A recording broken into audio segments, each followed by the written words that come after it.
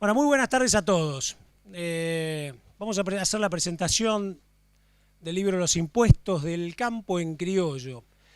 Este libro que en realidad ya venimos preparando, casi las expectativas de este lanzamiento hace más de un mes, y que generó bastante, lo cual es bueno, generó bastante inquietud en mucha gente, en muchos medios, por tratar de ver qué era esto, ¿no? Los impuestos del campo y cómo significaban en el fondo, prácticamente cómo impactaban en el país.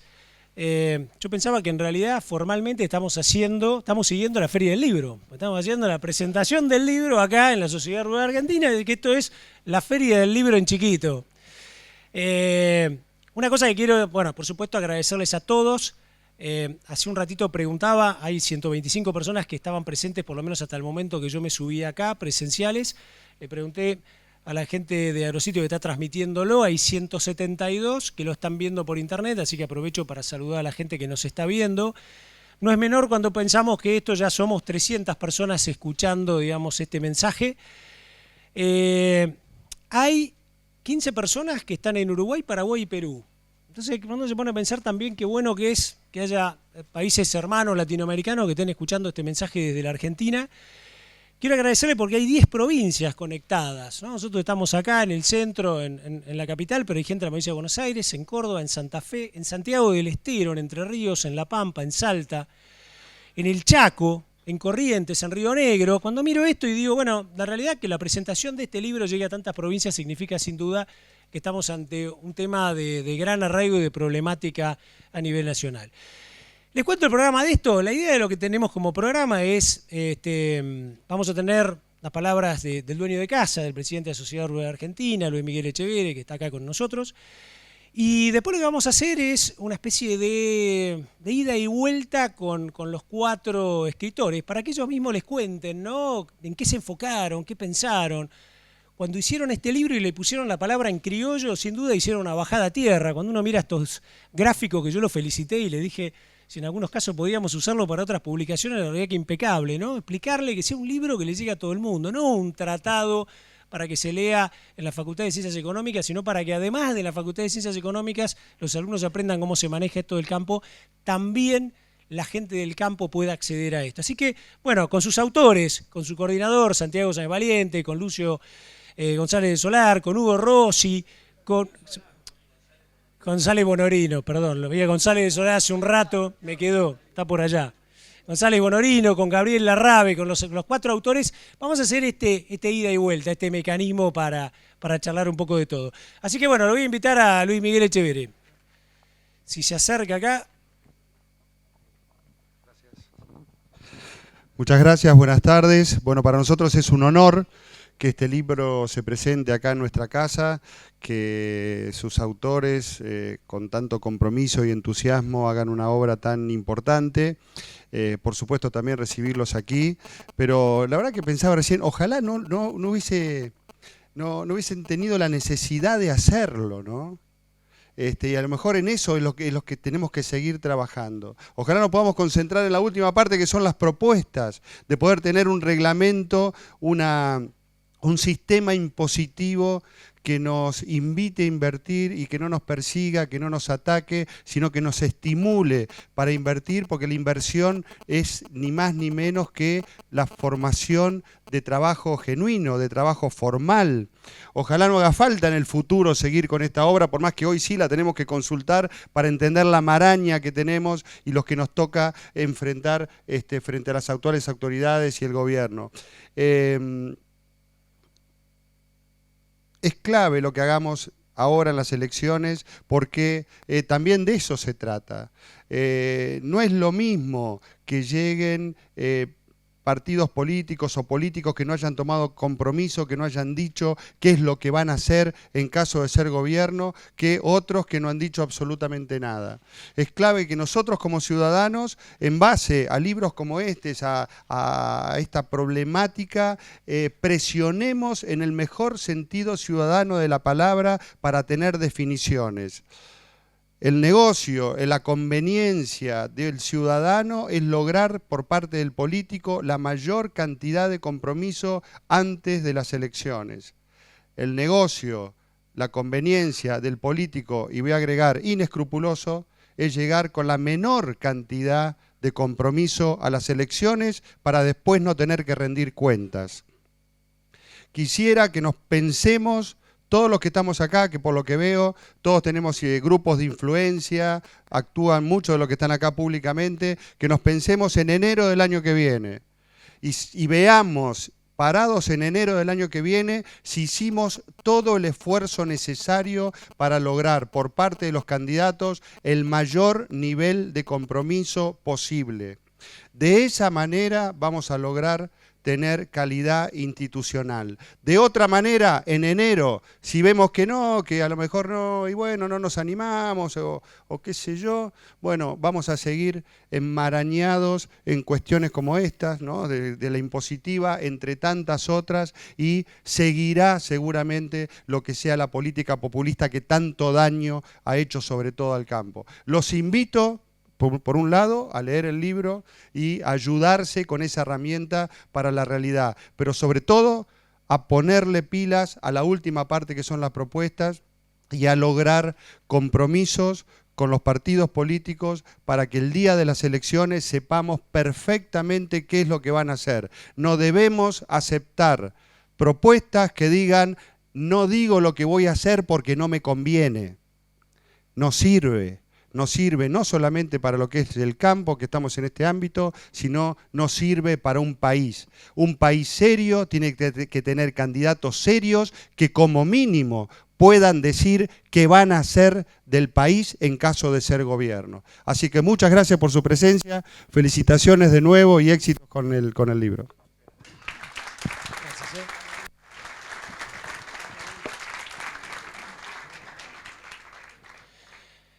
Bueno, muy bien.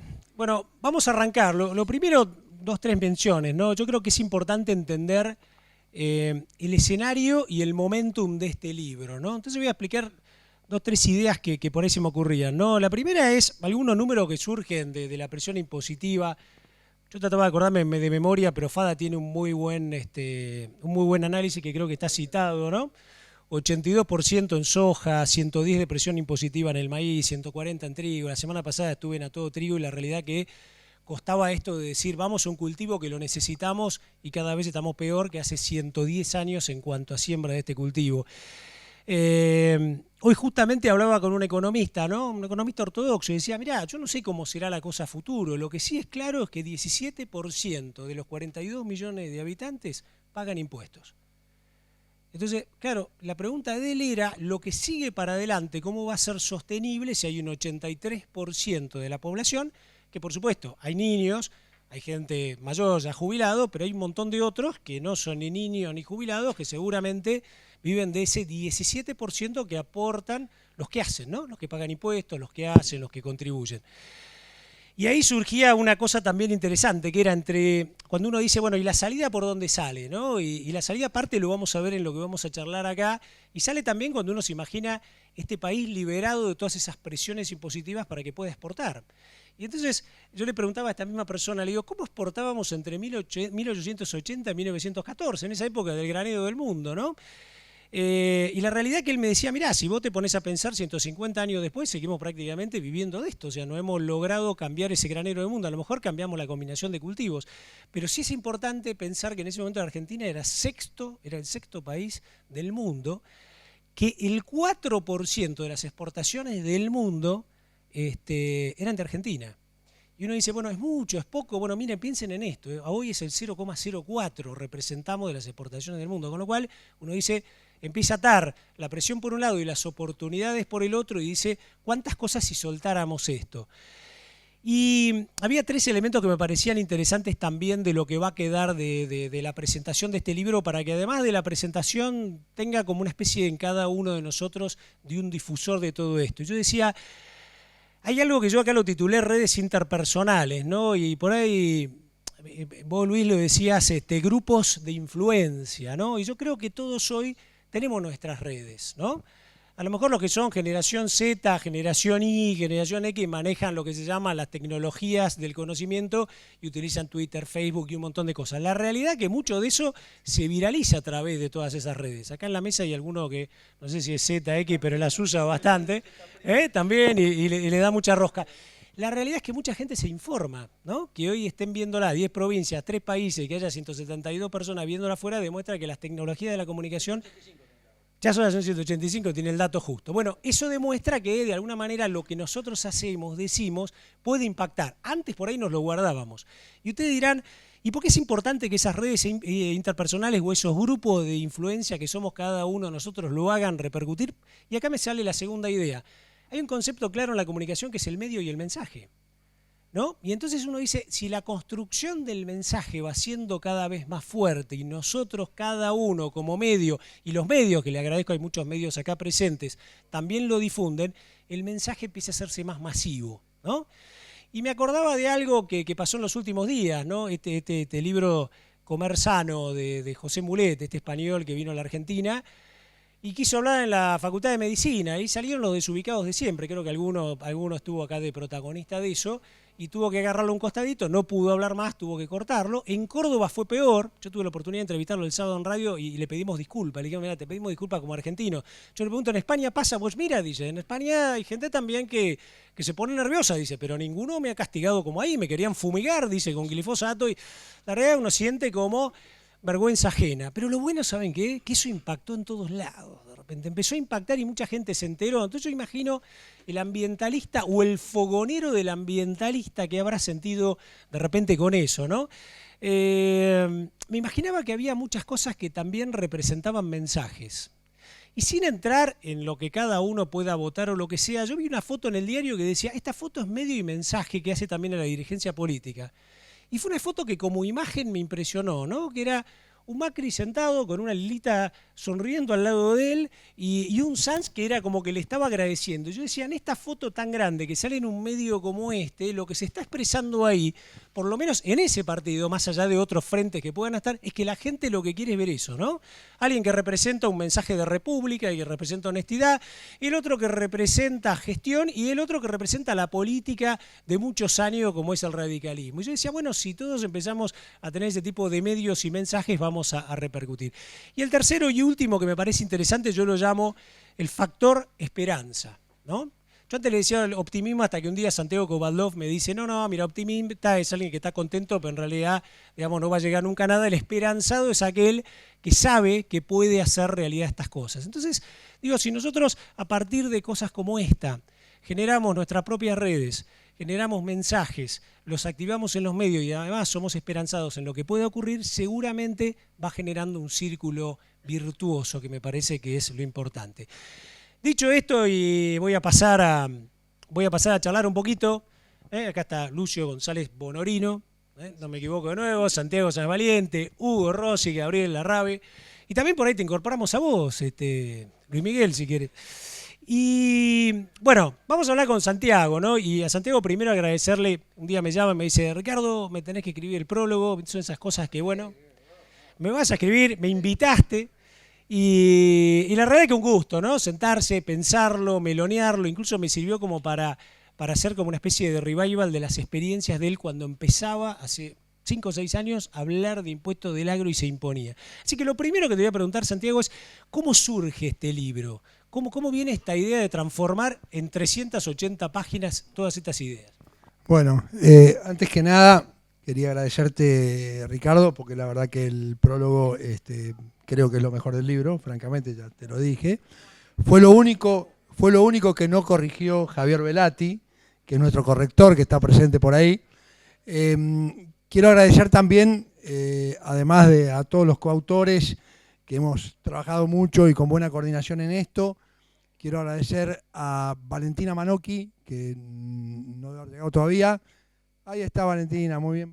Es la responsable de los gráficos que ustedes ven por acá atrás proyectados, que son los que han ilustrado tan espectacularmente el libro como para que se haga más ameno, o por lo menos menos aburrido. De todas maneras, recomendamos que no lo lean de la mesa de luz, que no lo pongan para la noche, eso de cualquier forma es una recomendación sana, ¿no? ¿Cómo empezó este libro? Bueno, yo por lo menos hacía muchos años que venía pensando en la necesidad de que el productor entienda algo de impuestos y sobre todo para su interrelación con su asesor. A medida que han pasado los últimos años, cada vez la conflictividad judicial, se ha aumentado muchísimo y muchas veces el contador toma decisiones por el productor, porque el productor lo deja o porque el productor no entiende, y esto es grave y peligroso, atento incluso a la existencia de la ley penal tributaria hoy por hoy, y la gran cantidad de situaciones donde hay decisiones a tomar en el ámbito tributario sobre qué camino seguir, más allá de que uno siempre le dicen a uno, mirá, quiero pagar lo menos posible, no quiero en cana. Bueno, sí, fenómeno, pero es un poco más amplio que eso, ¿no?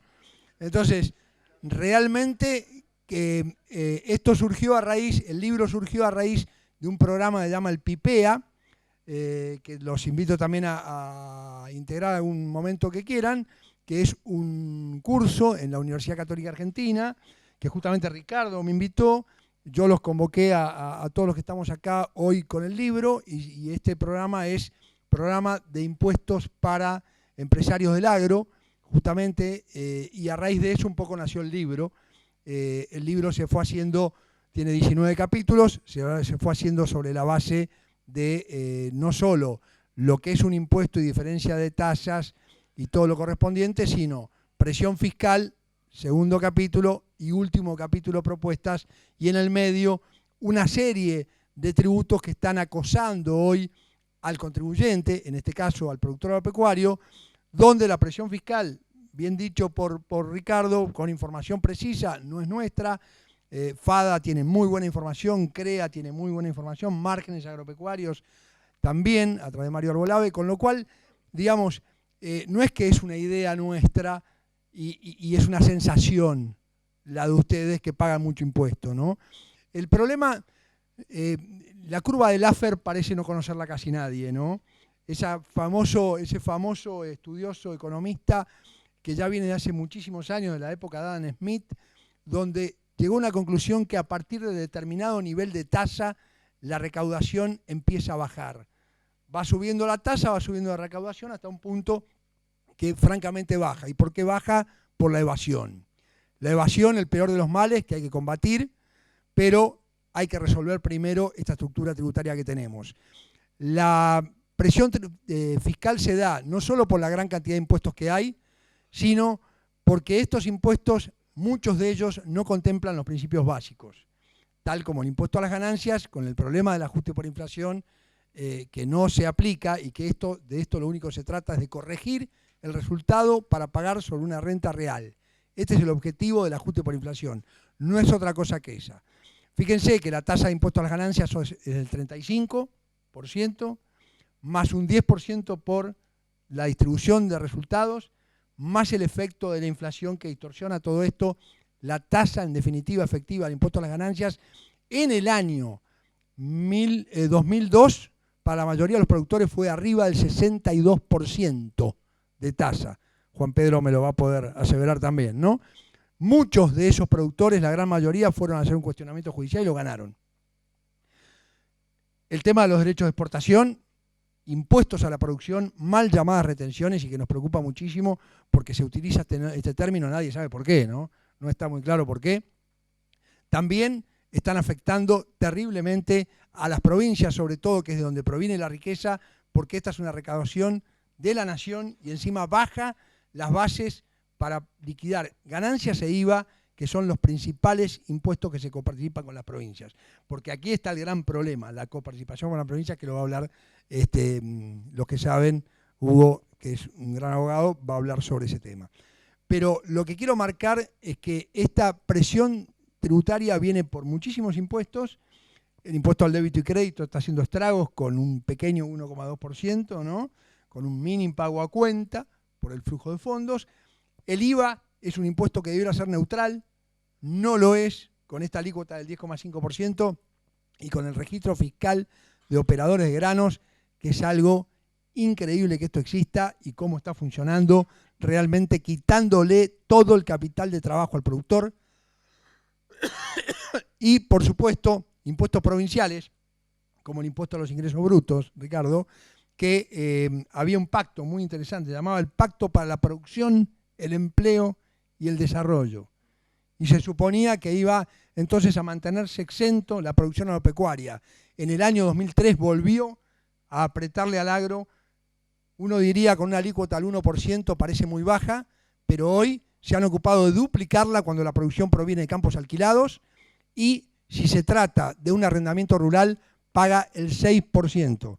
Hay muchos productores, personas físicas, que hoy no están pagando ingresos brutos porque o no lo tienen tan claro o por ahí son conscientes. Pero cuidado que después las consecuencias son terribles. No quiero sacar demasiado tiempo. A nivel de presión fiscal, creo que están claros los números. Voy a dar un ejemplo tétrico. La venta de un inmueble rural.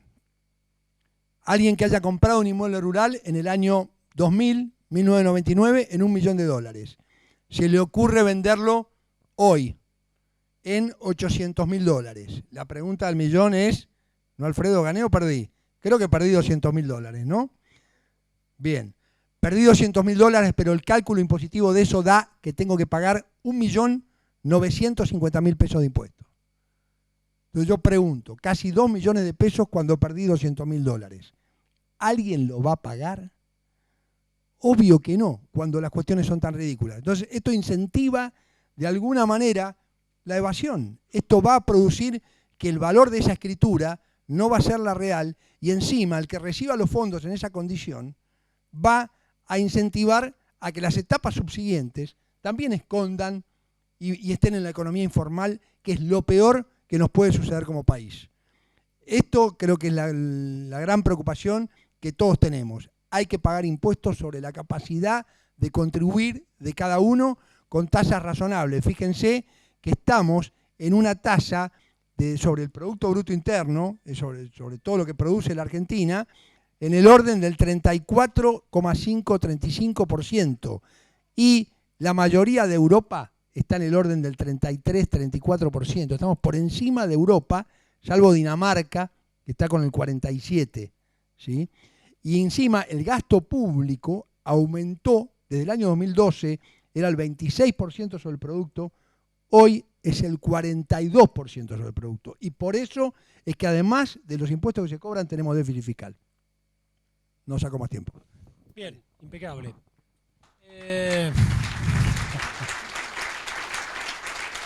Dale. Se quieren ir los demás. Con toda la pasión de Santiago San Valiente. Bien, vamos a Hugo Rossi. Hugo Rossi. Este libro tiene 3 autores contadores, un autor abogado. Está muy bueno porque genera de alguna manera esto que hace falta, que es la pata legal. Entonces, a Hugo Rossi le vamos a preguntar un poco algo que mencionó Santiago, ¿no? Que son los principios tributarios. Entonces la pregunta, yo me anoté dos palabras, ¿no? Violación y distorsión de estos principios. Y viendo que está por ahí la presidenta de Presid, María Beatriz Pilu Giraudo, que ella es una fanática de hace 6 años, creo que son 6 años consecutivos que se hace el Quo Vadis. 6, ¿no? Bien, me acuerdo. 6 años consecutivos que se hace el Quo Vadis, donde se habla de federalismo. Creo que ahí hay algo que también que juega con el federalismo, ¿no? Entonces vuelvo al principio.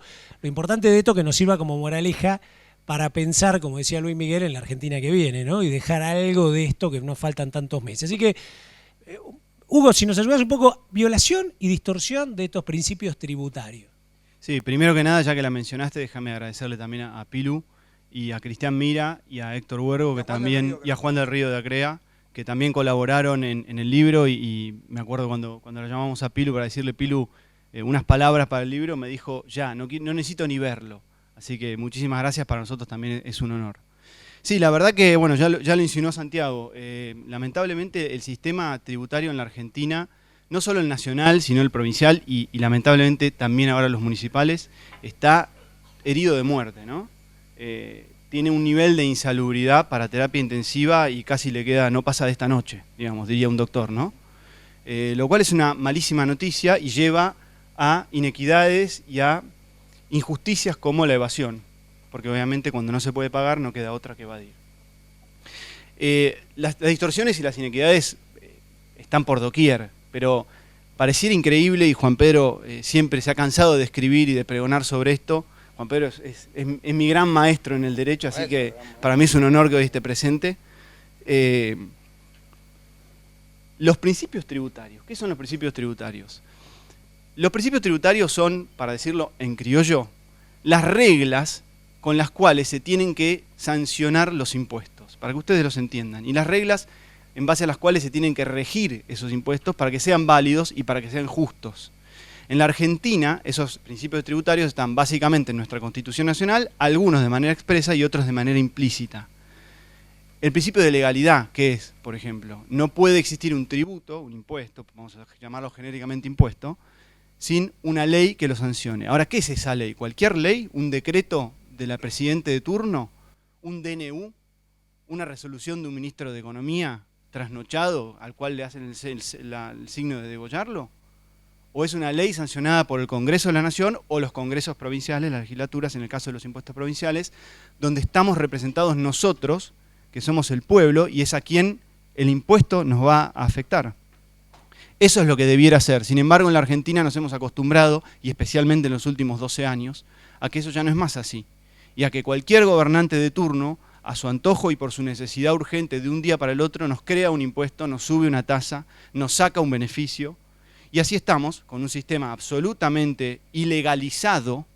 Todos los impuestos están llenos de arbitrariedades y de ilegalidades. Santiago hablaba de los derechos de exportación, de las mal llamadas retenciones.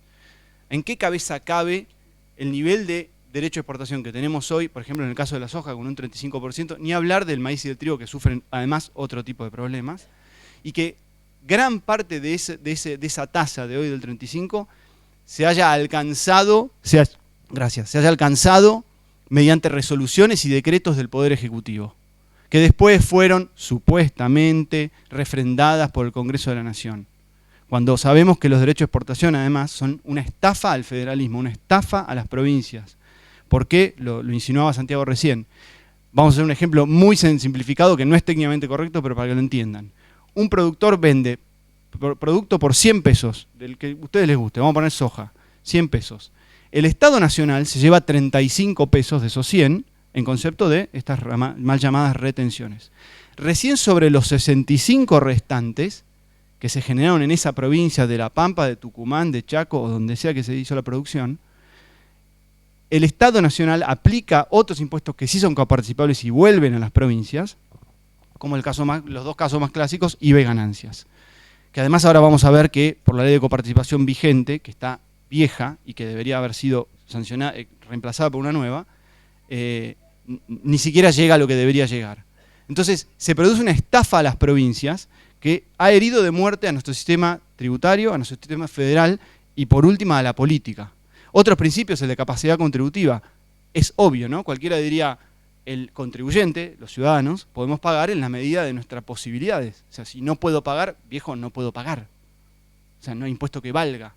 Sin embargo, en la Argentina tenemos impuesto sobre impuesto, sobre impuesto, sobre impuesto, que en gran cantidad de casos exceden la capacidad de contribuir de muchos de nosotros. Y dale que va, y dale que va. El principio de confiscatoriedad, muchas veces los productores escuchamos decir, no, más del 33% no se puede. Bueno, no es tan así. En realidad hay algunos fallos donde se habla de ese 33% en un determinado caso y para un determinado impuesto. Pero lo que es claro es que cuando un impuesto se chupa o se lleva una parte sustancial de nuestra renta o nuestro patrimonio, evidentemente es confiscatorio. Entonces, un poco lo que también queremos impulsar con este libro es algo que decía Luis, no solamente la Argentina se cambia con el voto, pero también se cambia con nosotros, con los ciudadanos, porque no hay derecho si no se ejerce. De nada sirve que nuestra Constitución diga tenemos tal o cual derecho, si después nosotros, los ciudadanos, lo hacemos valer. Y una de las cosas que queremos impulsar es esta, no tengamos miedo, ejerzamos nuestros derechos. Porque nuestra ley de coparticipación, por ejemplo, que le llega dinero a nuestras provincias, es del año 1988. La Constitución Nacional del 94 mandó a hacer una nueva ley de coparticipación, que por supuesto, por las comidillas políticas y las conveniencias de los gobernantes de turno, nunca se logró. Porque evidentemente toca intereses muy importantes, sobre todo del Poder Central, ¿no? Del Gobierno Nacional, no solo de este, sino de muchos otros. Fíjense, un dato nada más, es muy compleja la ley de coparticipación y todas las leyes que la fueron satelitando, ¿no? Que fueron una estafa a las provincias. Pero para que ustedes tengan una idea, de acuerdo a la ley de coparticipación, sobre los impuestos coparticipables, o sea, los que recauda la nación y vuelven a las provincias, porque en definitiva es riqueza que se generó ahí, ganancia, IVA, entre otros, el 54,66% debería volver a las provincias. Sin embargo, ¿saben cuánto vuelve hoy? Entre el 24 y el 28%. Eso es lisa y llanamente un robo. Y ese robo lo tiene que detener la política, pero también lo tenemos que detener los ciudadanos. De vuelta, de nada sirve tener derechos si no los ejercemos. Entonces, uno de los objetivos y de las propuestas de este libro también es esa. Bien, Hugo. Hugo, vicepresidente. Bueno, cuando uno habla de la Argentina que viene, habla de inversión, habla de propiedad privada, ¿no? Habla de derechos de quienes están, y cuando uno ve un poco la estructura de lo que van contando los autores ahora, se da cuenta que es como que la estructura impositiva pasó por arriba de todo eso, ¿no? Por eso que cuando uno mira la ecuación, 17% pagamos, 83% no pagan. Entonces, vale pedir a Lucio que Lucio nos haga una correlación justamente entre estos dos conceptos, ¿no? Entre la estructura impositiva y el derecho, ¿no?, a la propiedad privada, es decir, hasta dónde yo puedo exprimir al otro que está, ¿no? Bueno, primero quiero agradecerles a todos los que nos acompañan, en especial a mi suegro, que está por ahí, que vino con sus 97 años, nos vino a visitar. 91 también. Su abuela con 91, son gente con mucha experiencia. Bueno, muy bien. Agradecer a la sociedad rural también, a mi familia. Pero bueno, hablaba de la propiedad. Quisiera, ante todo, en ese aspecto, si somos conscientes que estamos en un sistema de propiedad privada. Porque muchos hablamos de la no confiscatoriedad como principio, ¿sí? Pero ¿realmente estamos convencidos que el derecho de propiedad es un derecho natural de las personas o no? Porque acá tenemos que distinguir dos casos. Lo que es la propiedad privada en sí misma de lo que es el uso de la propiedad privada. El uso se puede restringir y así se hace a nivel impositivo. Pero esa restricción tiene que tener límites, porque esos límites también desalientan la inversión. La propiedad hace que el hombre se valga por sí mismo, que el hombre forje su propio destino, que el hombre invierta, que el país produzca. Por eso tenemos que estar muy conscientes de que los impuestos nos estén sacando mucho más de lo que pensamos de nuestra propiedad privada. Y no nos estemos volcando hacia un país, digamos, más de tipo planificado, ¿no es cierto? Que es lo que no queremos. Otro aspecto que quería nombrar es, en el libro, hemos puesto un capítulo sobre los balances. Digamos, es un aspecto que no es impositivo, pero lo pusimos en este sentido. Muchos de ustedes son empresarios. Y los empresarios, ¿cuánto tardan en hacer un balance? ¿Cuánta estructura tienen que contar para hacer un balance? Mucho más que hacer impuestos. Y eso no está en contra de los impuestos. Sin embargo, cuando llega el balance, muchas veces dicen, bueno, lo tengo para pagar el impuesto. No, no es así.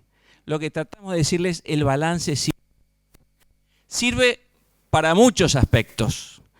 Uno de los aspectos fundamentales sí es como base para la liquidación de los impuestos. El impuesto a las ganancias, el impuesto a la ganancia presunta, el impuesto a participaciones societarias, todos se basan en el balance. Por lo tanto, es importante. Tenemos una gran distorsión. La distorsión es que no se ajustan por inflación. Al igual que el tema impositivo, tenemos el gran problema, por nuestro querido decreto, que ninguna de las instituciones permite que ajustemos por inflación los balances. De esa manera, las utilidades son ficticias, no son del todo reales. Hasta a veces cuando decimos, uy, vamos a distribuir dividendos, ojo, no distribuya dividendos porque me está sacando capital. ¿Por qué? Porque realmente no es una ganancia real la que se tiene. Entonces vemos balances balances, y claro, ese tipo de balance el empresario dice, bueno, muy lindo, pero yo hago mi gestión y bueno, la saco por ahí lo que es mi utilidad. Bueno, esos son los aspectos y uno de los problemas que tenemos hoy y que me encantaría en esta época de elecciones que los políticos, en vez de salir con unos afiches mostrando sus lindas caras o su esbelta figura o bailando como esta noche, dijeran un poquito las propuestas y sobre todo propuestas impositivas, propuestas de este tipo hasta contables, pues estamos hablando de empresas por ahí importantes que tienen problemas contables, ¿sí? El tema de la contabilidad también es muy importante porque estando, como dijo Ricardo, estamos en la trinchera, nosotros convivimos con la gestión que hacen los empresarios. Entonces, cuando vamos y le decimos, acá tiene el balance, sí, pero yo tengo mi gestión. ¿Pero por qué no las unificamos? Tratemos de unificar los tiempos. Usemos la contabilidad para la gestión. Hay una resolución en donde nos permite acercarnos más a lo que es la gestión CREA. Nosotros tenemos que tratar de unificar y ser más eficientes. Y en ese sentido siempre hablo con nuestros clientes, donde les digo, por favor, tratemos de hacer un plan de cuentas lo más acorde posible para que ustedes la puedan usar para gestión. Eso es lo que los va a ayudar. Si no, no sirve para nada. Pierden tiempo y solamente sirve para liquidar impositivamente. El otro tema importante hoy en día de los balances es por los créditos bancarios. Muchos de ustedes, es muy probable, que saquen créditos para la gestión productiva. Esa gestión productiva los bancos los analizan y toman determinados índices, ¿no es cierto?, como para otorgar o no otorgar más crédito. Dentro del libro nosotros hemos puesto en un capítulo toda la parte de los índices financieros. Creo que son importantes a la hora de hacer los balances, cuál es la consecuencia de los índices, ya tanto de liquidez, rentabilidad, eso que son muy importantes. Así que bueno, espero haberles dado, aunque sea una pauta, para que el lunes cuando vayan a ver a sus contadores digan, tratemos que el balance sirva.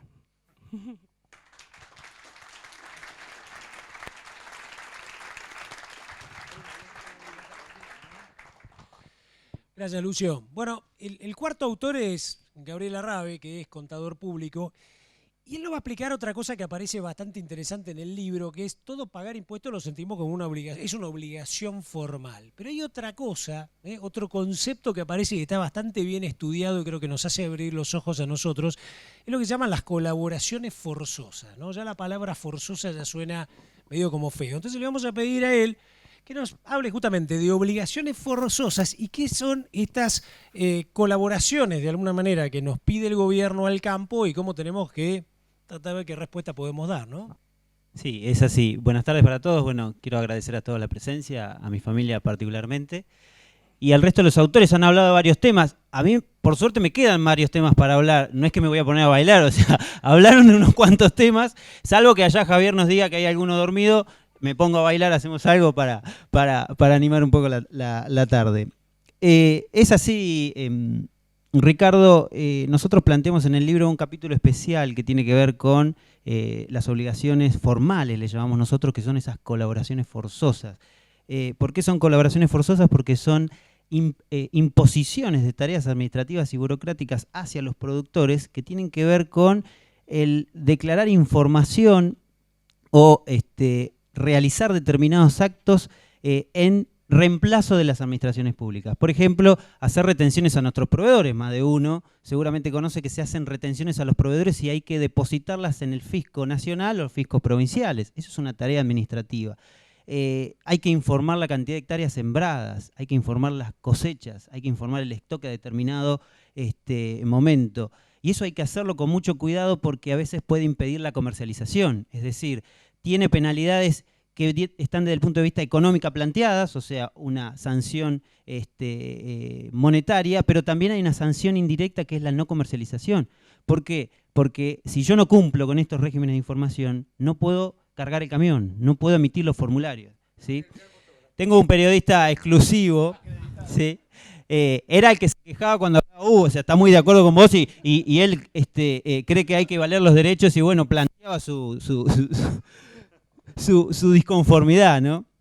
Te decía Ricardo que hay que tener mucho cuidado con estas obligaciones formales y en el libro las planteamos, las desarrollamos, cada una de las que hay, las dividimos en obligaciones al momento de la evolución productiva, del proceso productivo, obligaciones al momento de emitir facturas y obligaciones por el solo hecho de ser propietarios, tanto de campos como de acciones. Están separadas de esa manera en el capítulo del libro.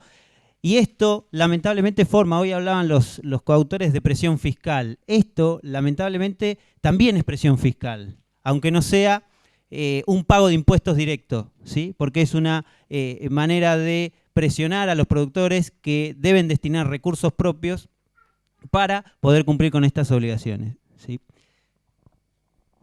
¿Tenías algo más? No, agradecerle a mi hijo nada más, muy bien, que se llevó la atención de todo. Yo te digo, no sé si va a ser un buen contador, pero...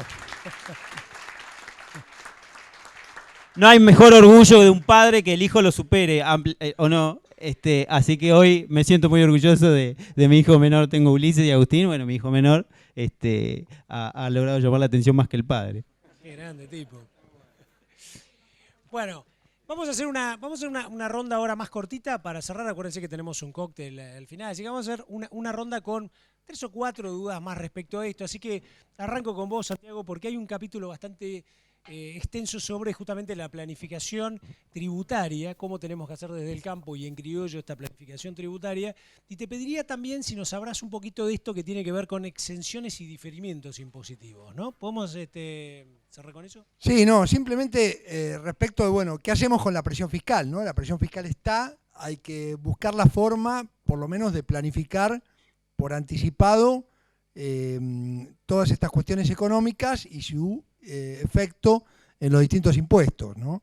La verdad que hay mucho para decidir, hay mucho para planificar en la estructura tributaria y por lo pronto no solo están las cuestiones de diferimiento. Hoy hablamos de la venta de un inmueble rural. Bueno, obviamente las operaciones no se cierran de esa manera, se hace lo que se llama una venta y reemplazo, sin embargo es un embargo futuro también que se está produciendo.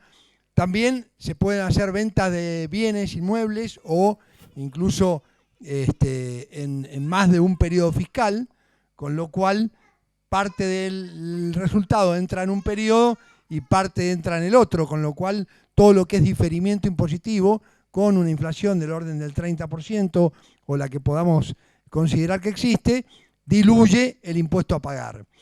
Respecto a las exenciones, muchas veces no se tienen en cuenta las ventajas que existen. En el tema de evaluación de Hacienda, por ejemplo, es muy frecuente ver que no se evalúa correctamente la Hacienda o no se tienen en cuenta las normas que corresponden fuera de la zona central ganadera, que tienen grandes ventajas.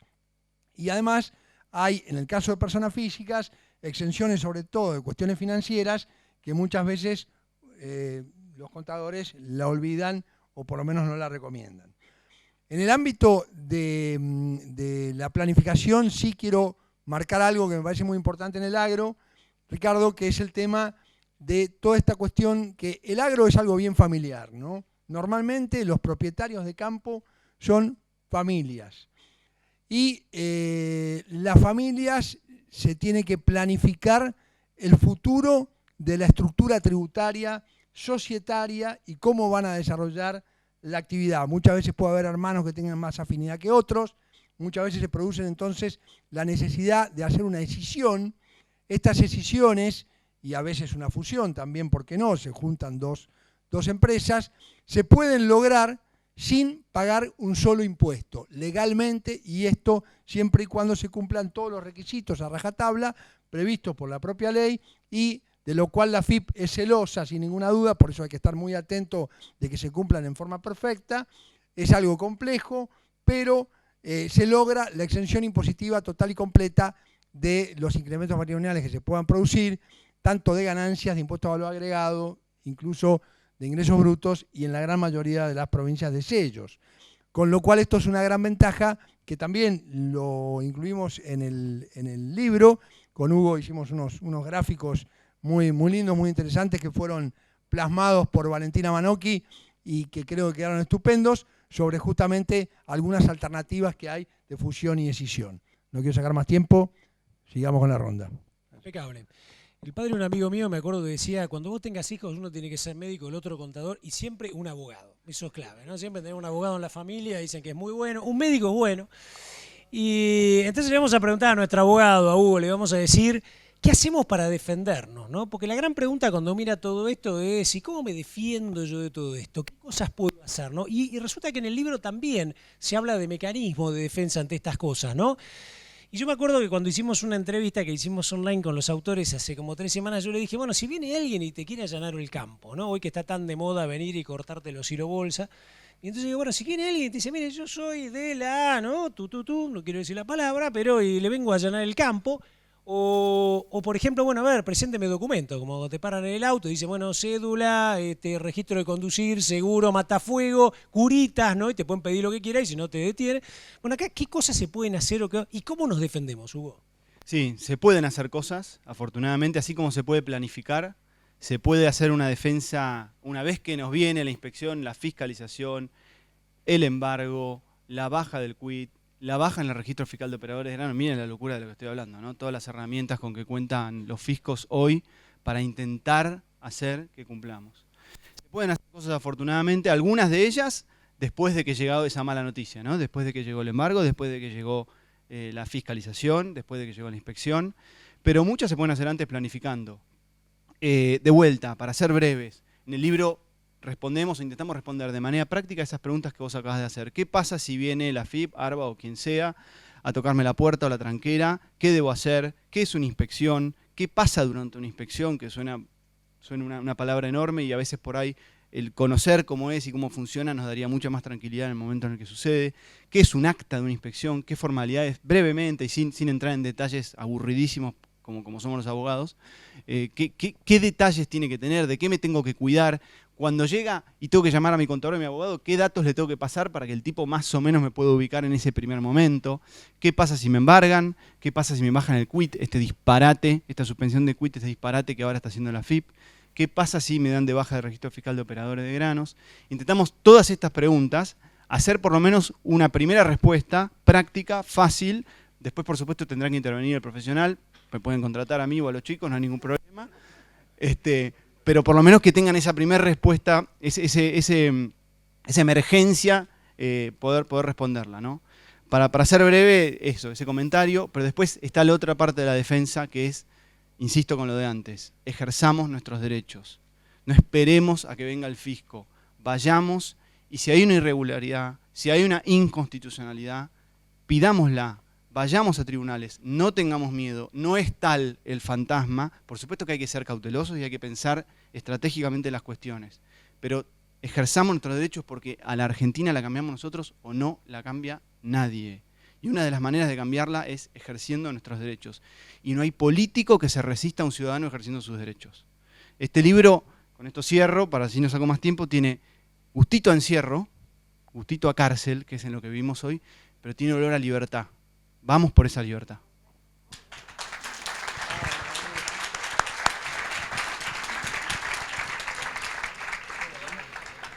Hemos creado un potencial político. Hoy cuando hablaba con este economista, ya, no sé si le gustará, ¿no? Déjame agradecer a mi familia y a Esmeralda que se viene. Este año tengo libro e hija. Muy bien. Felicitaciones.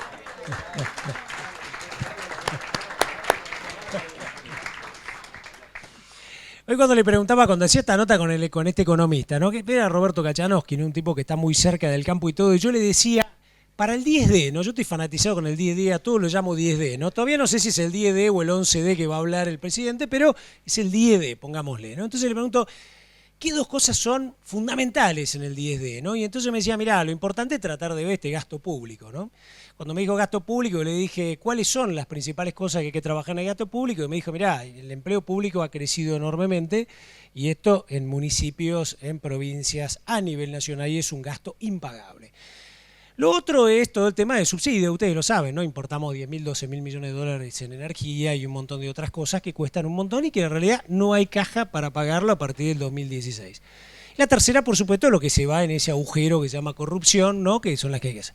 Entonces, esto es gasto público. Y lo otro es el sistema tributario. Le dije, ¿no? Era como, mirá, justamente en un rato me reúno con tributaristas. Porque claro, uno imaginarse que cambia el sistema tributario con toda esa complejidad, dice, ¿esto será posible? ¿Podemos cambiarlo? ¿No podemos cambiarlo? Así que, Lucio, te queda esta pregunta, ¿no? Que a lo mejor incluso vos la podés contar desde lo que se ha expresado en este libro. ¿Podemos hacer una reforma del sistema tributario actual?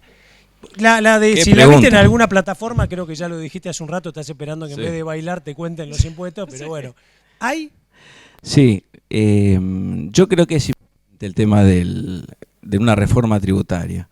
Creo que, como dijo Santiago, el sistema impositivo es muy inequitativo, hay muchas distorsiones. Yo creo que eso no se va a poder cambiar de un día para el otro. Hay un tema financiero, pero yo creo que hay que apuntar a largo plazo. Y creo que hay que tener la brújula a largo plazo y creo que el político tiene que saber a dónde quiere llegar. A partir de esa esperanza que puede darle a los ciudadanos, decir a dónde queremos llegar, es que se pueden ir haciendo las reformas parciales. De hecho, también el Consejo Profesional dio unas propuestas, hay un libro sobre propuestas de reforma tributaria. La lástima es que no veo que muchos políticos hayan hablado del tema, excepto de ganancias, que porque le hacen un paro y porque le tocan el bolsillo a los trabajadores, desgraciadamente, ahí están tocando el tema tributario, pero si no he visto a nadie que haya dicho vamos a hacer una reforma integral del sistema tributario. Eso es, para mí, hacer una reforma más equitativa es como conciliarse con la gente. Hoy tenemos al enemigo, uno se siente... Nosotros que estamos casi de intermediarios entre el productor y la AFIP, nos sentimos como que tenemos al enemigo enfrente y no a alguien que está recaudando para un presupuesto nacional, que es la mejor medida para la redistribución del ingreso, para los colegios, para la educación que tanto necesitamos, para los hospitales. Tenemos que ver eso. Los otros días estaba con un cliente nuestro que vive en Estados Unidos. Entonces le comenté sobre un mecanismo de planificación fiscal y él me dijo, no, yo tengo que pagar el impuesto. ¿No ves que el impuesto vuelve? ¿No ves que el impuesto? ¿No ves? En Estados Unidos se están haciendo estas cosas. Yo no puedo dejar de pagar el impuesto. Fuera de las implicancias disciplinarias que puede tener no pagar impuestos. Fuera de eso, la conciencia en el pago de impuestos es otra. Y yo creo que eso no se logra de un día para el otro. Eso se logra a través de los años y a través de los políticos, que nos generen confianza, transparencia y sobre todo eficiencia en el gasto público. Muchas gracias, Lucio.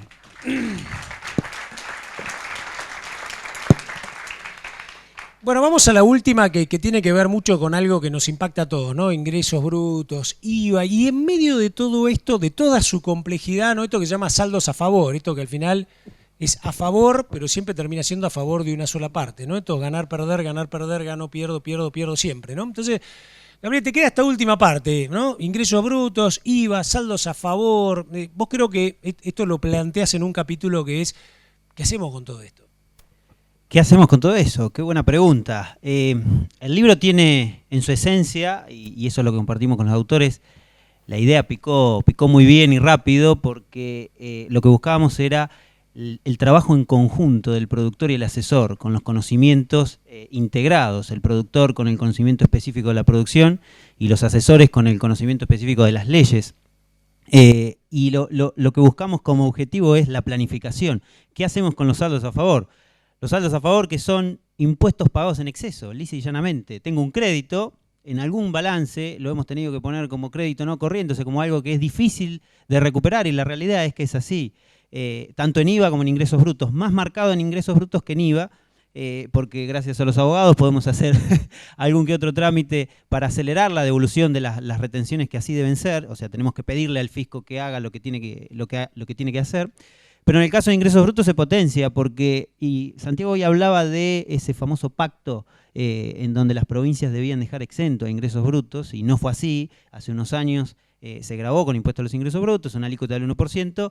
Santiago decía, pero no es así porque pagan el 2 o pagan el 6, y no es así también porque se generan saldos a favor, es decir, el contribuyente paga el impuesto en exceso, ¿sí?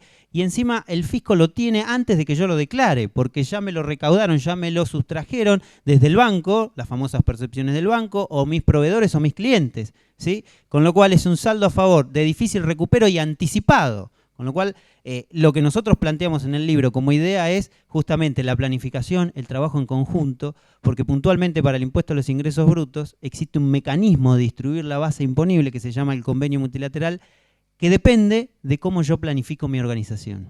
La incidencia del impuesto depende básicamente de cómo planifico. Muchas veces se da la situación de que en Capital Federal una explotación tiene la administración, el campo está en la provincia de Buenos Aires y vendo en Santa Fe, obviamente donde se vende la mayoría de los productos agrícolas.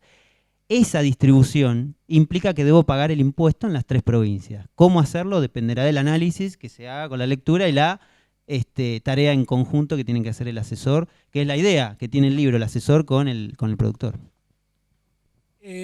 Sin duda, para la construcción de algo como esto hay que tener ganas, hay que ponerle sábados y domingos y días de semana, hay que tener pasión, hay que agarrar el celular a cualquier hora, a cualquier día y llamar a los amigos y compartir. Bueno, Santiago, hacernos un cierre del libro y a la audiencia. No, pocas palabras. Bueno, sobre todo volver a agradecer a todos los presentes, agradecer muchísimo a mi familia, tanto a mi mujer y mis hijas, como algún hermano que ha podido venir, o algún futuro yerno, por ahí dando vueltas. Viste, muy simpático. No, sí, no, es un gran tipo. Vení, Alberto, vení, gordito. Y lo que, bueno, están los consuegros también, ¿no? Un público muy, muy concurrido, primos hermanos, los 3 hermanitos. No, lo que quería también decir, que cuando hicimos este libro, ¿no? Mi mujer me dice, bueno, pero iba a ser un librito chiquito. Y le digo, bueno, gorda, lo que pasa es que esto va a ser mi obra póstuma. Sí, ya sé, porque después de esta te mato.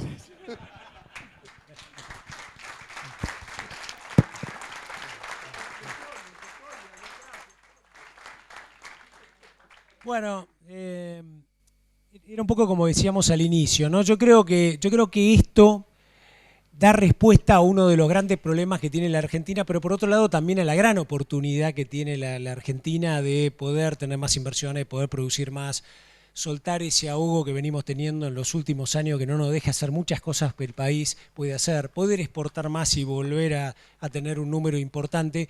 Y eso sin duda genera ese trabajo que hace falta, esa distribución del ingreso, etc. Cuando algo llega a más de 150 personas acá, 185, queda grabado, viene ese efecto que yo les digo que me parece que es importante, que es habiendo contenido y mensaje, que cada uno trate de ser también difusor de estas cosas, ¿no? Creo que más allá de la lectura del libro, cada uno de nosotros es protagonista de contarle a su círculo de influencia, a su grupo, porque me parece que acá hay mucho de esto. Quiero agradecer también a que hay presidentes de instituciones. La palabra instituciones no es menor. Creo que tenemos que volver a ese respeto de las instituciones, estos 3 poderes y de las instituciones. Está la presidenta de Presid, que ya lo mencionaba hace un ratito, el presidente de Sociedad Rural, el presidente de la Asociación de Semilleros Argentinos, el presidente de ACREA. Seguramente hay algún otro presidente de otra institución importante que no he visto, le pido disculpas. Presidente de Carvap. Está presidente del Círculo de Periodistas Agrarios, también junto a un montón de otros periodistas que están presentes acá, a los cuales les agradezco por la comunicación. Y decirles finalmente que hay un cóctel, por supuesto, eso va para como el cierre final, ¿no? Decirles finalmente que también hay algo que es importante, que es ser esperanzados en lo que viene, porque a lo mejor si bien ellos bailan, sin duda, si nosotros tuviéramos que también ser políticos por ahí, para tener votos, a lo mejor tendríamos que hacer algo similar. Y una vez que tenemos los votos, por ahí hacer las cosas que hay que hacer. Y ahí es donde viene un poco donde venimos cada uno de nosotros. Yo lo llamo la teoría del rodeo, ¿no? Entonces, si nosotros dejamos que los crápulas rodeen a quienes tienen la manija, seguramente ellos se van a adueñar de la cosa. Ahora, si nosotros ocupamos esos lugares, nos sentamos en la silla, no dejamos las sillas vacías y ocupamos esos espacios, seguramente cualquiera de los candidatos, cualquiera de los 4, puede hacer las cosas que mejor nosotros le podamos sugerir. A mí me queda la impresión habiendo votado por primera vez con Alfonsín, que es la primera vez que yo veo que hay en la mayor parte de los candidatos equipos económicos y equipos agropecuarios, ¿no? Yo sé que Massa está trabajando mucho con un equipo agropecuario. Sé que Scioli se calla, pero me parece que también viene trabajando. Me parece que el momento político de él, nos guste o no nos guste, dice sí, pero está trabajando y hay equipo agropecuario. Tengo allá a alguien que todas las mañanas nos encontrábamos a las 6 de la mañana los sábados y hacíamos un programa de radio, mi coequiper Ricky Negri, que está allá atrás, que un día dijo, muchachos, me voy, nos llamó por teléfono, ¿cómo nos dejás? Que si yo éramos el trío, y nos dejó y el tipo agarró y se fue, y se metió y está trabajando en el equipo de PRO, coordinando, planificando, debatiendo también con políticos y economistas, porque una cosa era él cuando lo contaba y otra cosa es él ahora cuando dice si bajo las retenciones totales toco tal cosa, si esto es un sistema, es algo, un fenómeno sistémico que impacta en todo, ¿no? Entonces, yo creo en ese sentido, soy esperanzado, y me parece que en la medida que estas cosas van ocurriendo y nosotros no dejamos que otra vez vuelvan a ocurrir aquellos que nos sacaron las cosas que eran nuestras, las cosas vuelvan a funcionar. Así que le agradezco mucho a Gabriel, a Hugo, a Santiago, a Lucio por esta oportunidad de acompañarnos. Le agradezco a todos ustedes presentes, a la gente que nos está viendo en las provincias y a tomar el cóctel.